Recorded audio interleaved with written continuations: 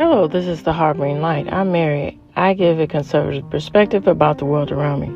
As I do in the beginning of each episode of my podcast, I mention social media. My social media links will be provided for you in this episode, along with Substack and my email. And giving me a rating is really, really important. And I enjoy and I recommend feedback. You can email me and also give me a rating on all of my platforms that I'm on as far as podcast is concerned. And even feel free to give me a rating on Substack. Be greatly appreciated. So audio platforms on my Audible, Amazon Music, Spotify for podcasters, Overcast, Pocket Cast, Pandora, iHeartRadio. And I'm definitely looking to grow to where you enjoy your podcast. I'm on that. So this episode is all about Harry Belafonte. It'll be continue out the series. So this is the part where I talk about the background and I give my thoughts and feedback. And then on Wednesday, we'll talk about artists I think related to Harry Belafonte and the late and great and his style of music. And then on Friday, I'll wrap everything up talking about his music and going more in depth with that. All right, so here we go. Let's dive in.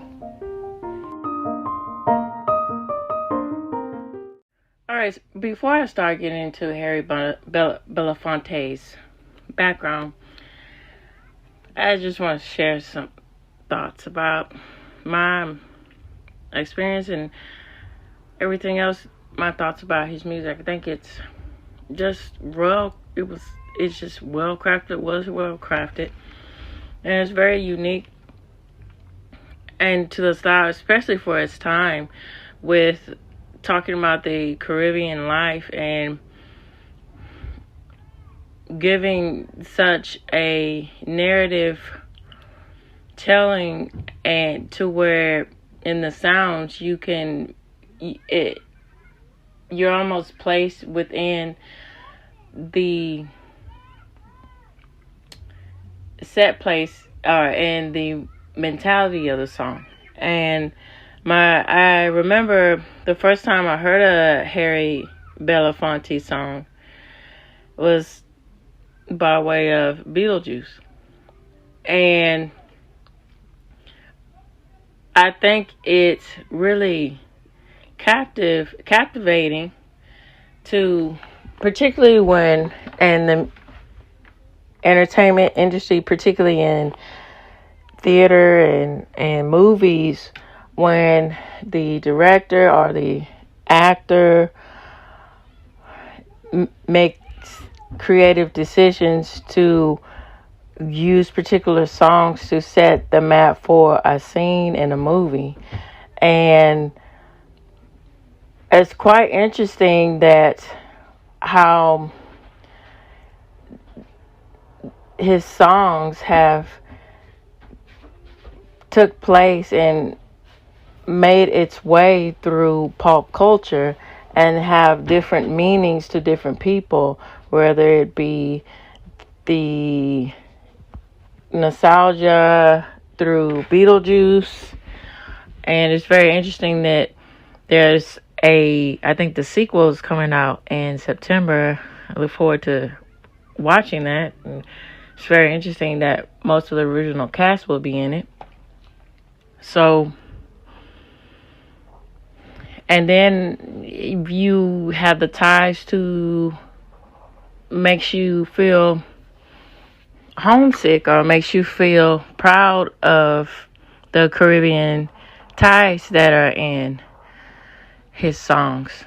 It's quite interesting. And also, if I'm not mistaken, I remember there was a movie that he was in. It was either in the 40s or the 50s, and it was really just captivating. It was on the marks of the type of storytelling that you would see, and the Postman Always Rings Twice, with the intrigue of the noir of being captivated by a lovely woman, and then that is what is the downfall.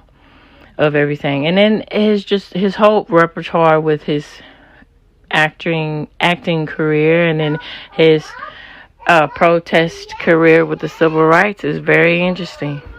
All right, so let's get into it. Harry Belafonte was an American singer, actor, producer, and activist who was a key figure in the folk music scene of the 1950s, especially known for popularizing the Caribbean folk song known as calypso. Alright, so I'm going to give more of an explanation about calypso music.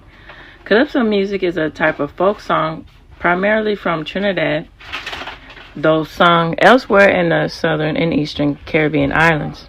The subject of a calypso text, usually witty and sarcastic, is a local and tropical event of political and social importance, and the tone is one of an allusion, mockery, and double entendre. Alright, he was also involved in various social causes, notably the civil rights movement.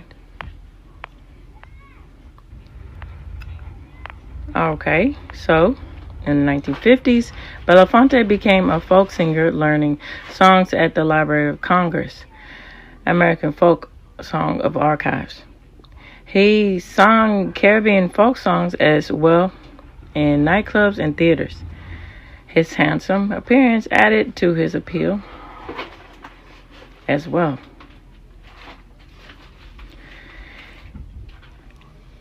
As a frequent performer on television variety programs, this appearance helped him a lot with his hit recordings such as Deo, which is when I was mentioning about Beetlejuice in the iconic scene.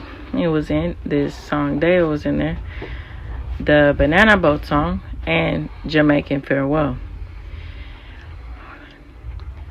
He also had a fab for calypso music and became known as the King of Calypso. In the mid-1950s, Harry Belafonte and Mark Twain and other folk favorites were the first of his series of hit folk song albums. During this time, he made his Broadway debut, appearing in the musical John Murray Anderson's Almanac, which ran from 53 to 54. For his performance, he won a Tony Award for a supporting actor. Later in the decade, he starred on stage for Three for a Night and Belafonte at the Place. In 1953, Belafonte made his film debut in Bright Road, playing a school principal. The following year, he was the male lead but did not sing, and the musical Carmen Jones. And that's the song, excuse me, that's the movie I was referring to.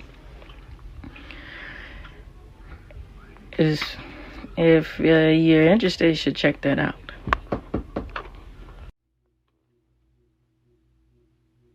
The calypso tradition, popularized abroad in the late 1950s, dates to the early 19th century and was originally called Carrizo.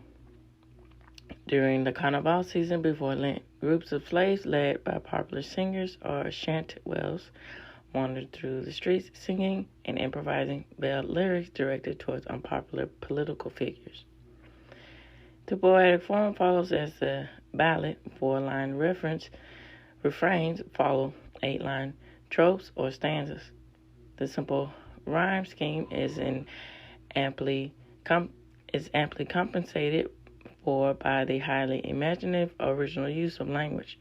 The singer-poet, who adopts a catchy stage name, ergo the mighty spoiler, Lord Melody, and so on, incorporates Spanish, Creole, and African phrases into it, with lowbrow idioms utilizing newly invented colloquial expressions.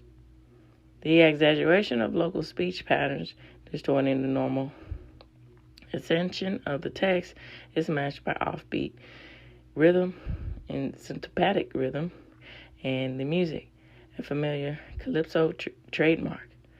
The calypso singer either sets his verse to a stock melody or invents a tune of his own. Favorite accompanying instruments are the guitar instrument, a bamboo with poles of various lengths struck on the ground. Since World War II, it turned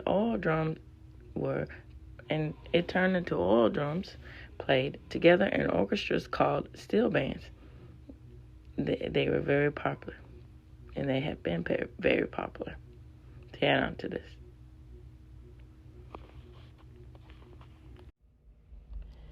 Okay, so I'm going to go in more depth about Dorothy Dandridge. I think it gives some more in-depth analysis, understanding of the era and the social issues and everything else.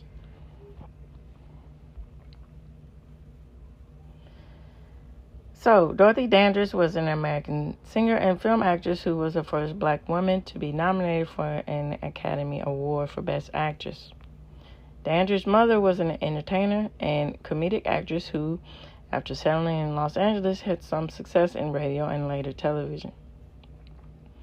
The young Dorothy and her sister, Vivian, started to perform publicly as children, and in the 1930s joined a third unrelated girl as the Dandridge sisters, singing and dancing. In the 40s and 50s, Dorothy secured a few bit roles in films and developed a highly successful career as a solo nightclub singer, eventually appearing in such popular clubs as the Waldorf Astoria's Emperor Room in New York City.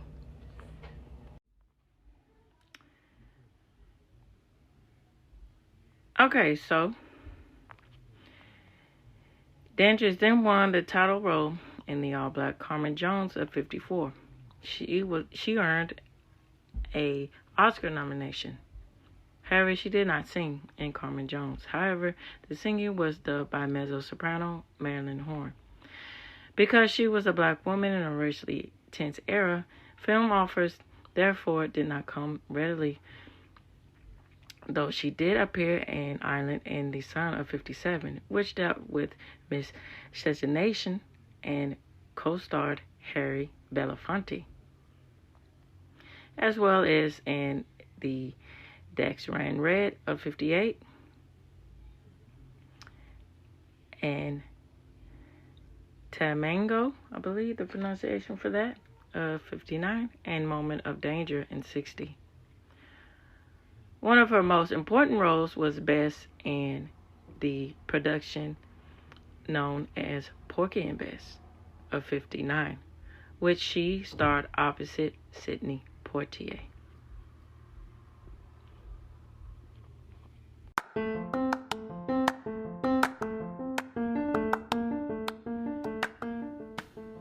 So, in Carmen Jones, his co-star was Dorothy Dandridge. And there was a film, I believe, Halle Berry was the actress of that. I think it was an HBO film or something, and it's pretty good. I think it's pretty good depiction about her life as far as a theatrical representation of it. And if you're interested, you should check that one out as well. And it was a while ago when I saw that. I saw it once, and if I'm not mistaken, I think it was Halle Berry who was the main actress who portrayed Dorothy Dandridge.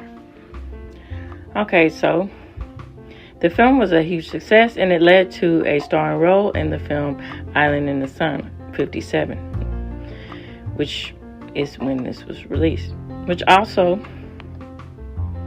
featured Dandridge. He produced the film Odds Against Tomorrow in 1959, in which he starred. He also starred in the TV special Tonight with Belafonte in 1959. A review of African American music. Belafonte won an Emmy Award for his work on the show, Belafonte then took a break from acting to focus on other interests.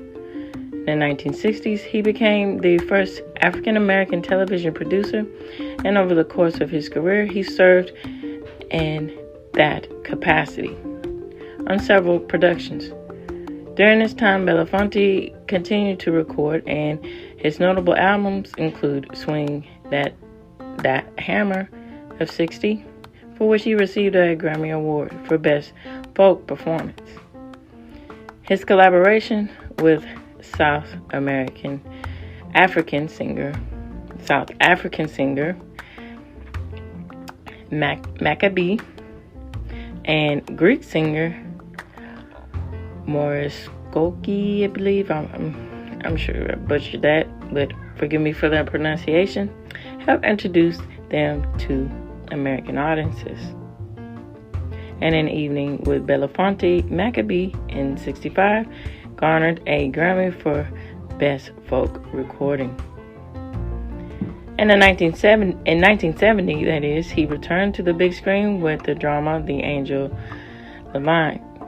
Later film credits included Buck and the Preacher in '72, Uptown Saturday Night in '74, The Player in 1992, Kansas City of '96, Bobby 2006. That was a really good movie too, by the way.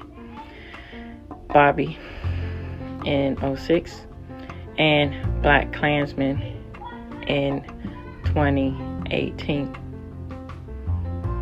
Though his career, Belafonte was involved in various causes. He was a supporter of the Civil Rights Movement and a close friend of Martin Luther King Jr.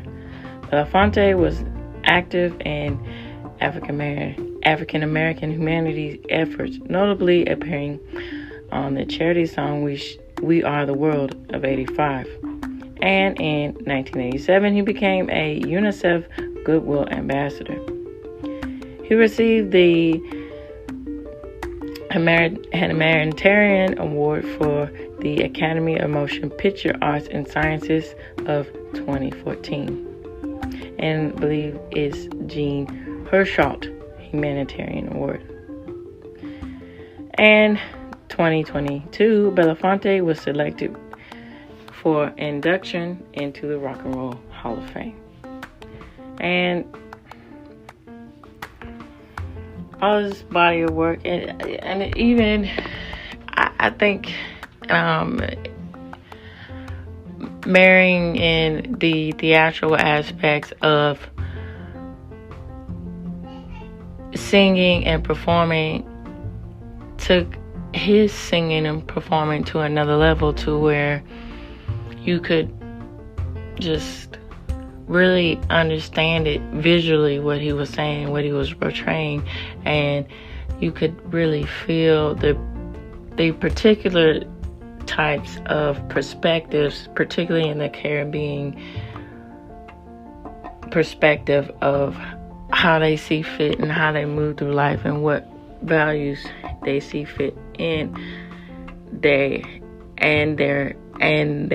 philosophies of life. All right, so this reaches the end of the Harboring Light, and questions, comments, concerns is greatly appreciated. Feel free to email me or find me on Substack. That would be greatly appreciated. And also, I want to talk about this too as a little tidbit with the Black Klansman. I'm not particularly a fan of that body of work, but it's quite interesting that he was a part of that. And I think it's really, I don't know, it's one of those things where it's unfortunate that, and I think Spike Lee directed that movie, if I'm not mistaken. Just one of those strange things to where